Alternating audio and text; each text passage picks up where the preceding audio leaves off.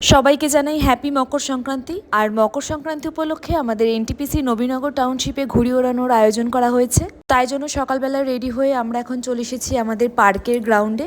আর আজকে ঘুড়ি ওড়ানোর সাথে সাথে আছে সকালে ব্রেকফাস্ট থেকে শুরু করে দুপুরের লাঞ্চ অবধি। যাওয়ার পরে প্রথমে ব্রেকফাস্টটা করে নিলাম, আর ব্রেকফাস্টে করেছিল ধোসা, জিলিপি আর সিঙ্গারা।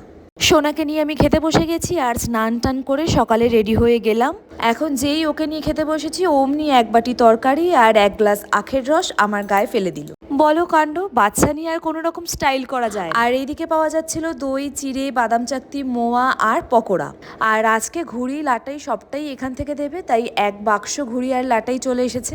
আর সবাই এখান থেকে নিজের পছন্দ মতন ঘুড়ি আর লাটাই নিয়ে নিচ্ছে। আর আমি আমার বন্ধুদের সাথে একটু ফটো তুলে নিলাম। আর আমি একদম ঘুড়ি ওড়াতে পারি না। আর সেলফি পয়েন্টেও দাঁড়িয়ে দাঁড়িয়ে কয়েকটা ফটো তুলে নিলাম। আর সোনা বাবাকে এখন নতুন কে ফর কাইট শিখিয়েছি, তাই জন্য আঙুল দিয়ে দেখাচ্ছে ওই যে আকাশে ঘুড়ি উঠছে।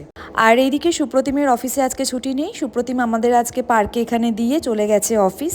আর সোনা বাবা আজকে তাড়াতাড়ি উঠে গেছে ঘুড়ি ওড়াবে বলে, আর প্রচন্ড কাজ ছিল, তাই দুপুর 12টায় সোনাকে নিয়ে বাড়ি চলে এসেছি। বাড়িতে এসে ওকে ঘুম পাড়িয়ে দিলাম। বাচ্চা নিয়ে বাইরে বেরোনো না তো, মনে হয় এর থেকে ঘরই ভালো ছিল।